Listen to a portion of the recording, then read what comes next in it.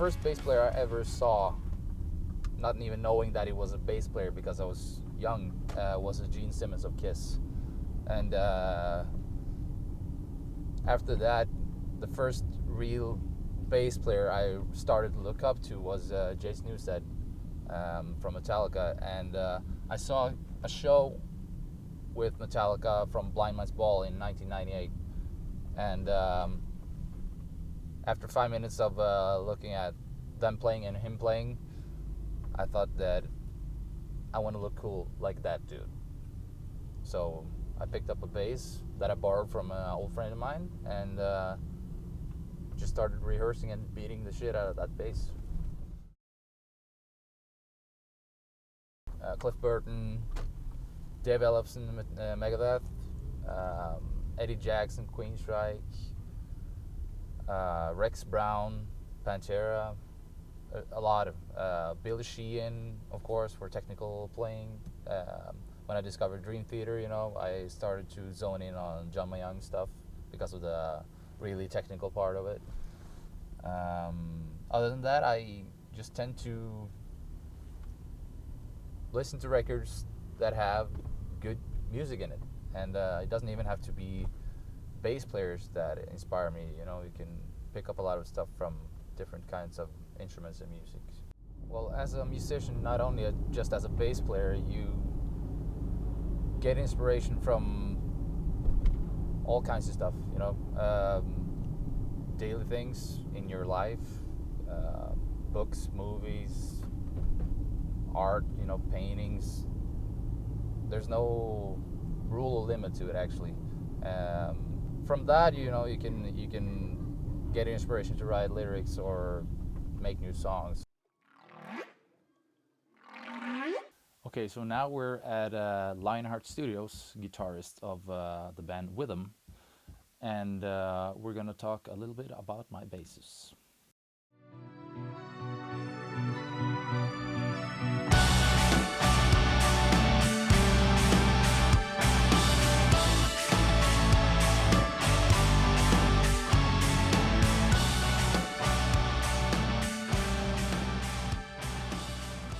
Well, I use two basses for now, at least, when I tour with the Circus Maximus. I have this Yamaha Attitude 2 bass, Billy Sheehan signature model, and I use this bass on all the songs that Matt uses 7-string guitars, and it's tuned with a low B, B-E-A-D.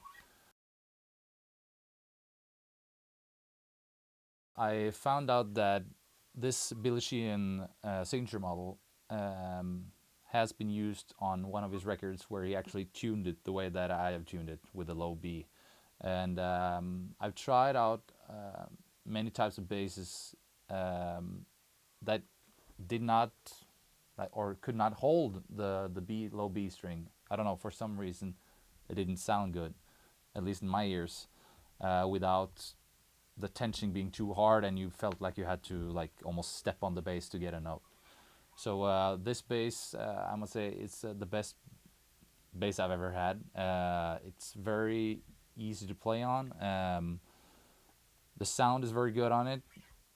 So besides changing the pickup that was original DiMarzio to Fender P-style pickup like the one on this bass, the only thing I've actually done with this bass is sanded it down. So it used to be green and now it's brown. If brown is the same as wood.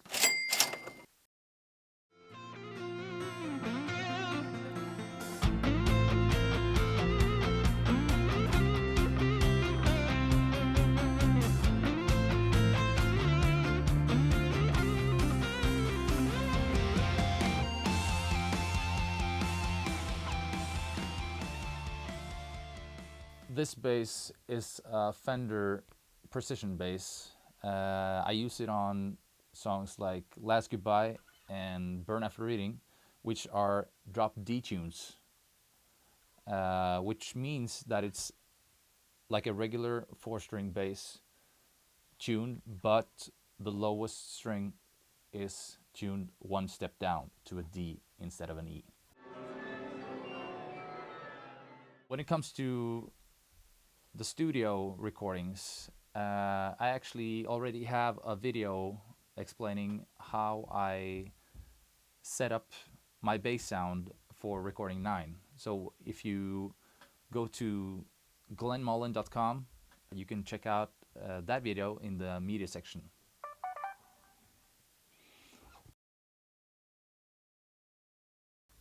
Okay, so for my live setup, I'm keeping it very simple. I'm just using an old bass pod, and the only thing I'm doing when I'm taking the signal from the bass pod out through the DI, I'm using the apply FX. So when I've tuned in the sound that I have, I mix that with the DI, and that is my live sound. I'm using Shure wireless inner systems, so I can get the sound in my ears instead of through wedges. And I use Biodynamics wireless system for running the signal from my bass to the bass pod.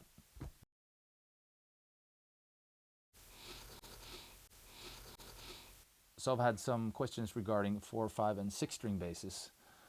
I used to play 6 string basses almost from the first bass I ever bought. The first bass I ever had was a 4 string, but that was just a bass I borrowed. The first bass I ever bought was an Ibanez, I think it was SB206. I had no clue of what kind of bass to buy or use, so I just bought a bass that looked cool, and I bought that one, played 6 strings all the way up to just before we started pre-production for 9, and then I don't know why, but I just fell in love with 4 string basses, and I found out that I could tune 4 string basses just the way as a 6 string bass with a lower 4 strings. It fit better in my hand. It looks much cooler, you know, much more rock and roll. And I've just gotten used to playing 4 strings, so I don't think I'll ever go back from that, actually. Well, starting out playing bass, I did not know what strings to pick, you know, and when you don't have experience with it, you just go along with whatever is out there. And I bought a pair of the Dario strings many years ago, and I stuck with the Dario strings for many years until just a couple of years ago when I discovered Roto Sound.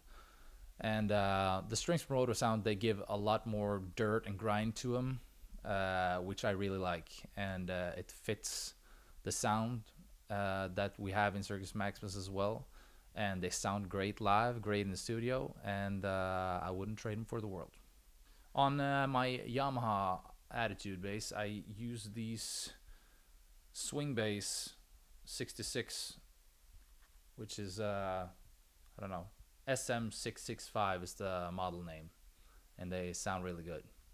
When it comes to the Fender bass, which I use on the drop detuning tracks, I used the Billy Sheehan signature strings, which is I think it's the BS66 or something like this. Well, tattoos are very personal for me.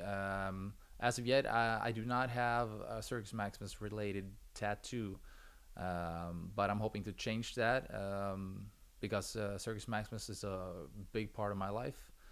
And I have a couple of ideas that I'm looking into, and we'll see what happens.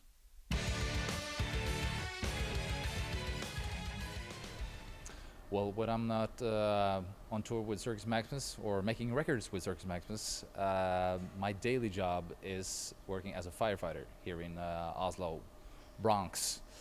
And this is actually Oslo and Norway's biggest firehouse. The trucks you see behind me here, we have a little over 4,000 calls a year just on the lower 2 trucks there. so it's pretty busy.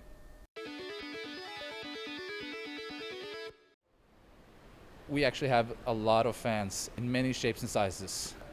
We got, small fans, medium fans,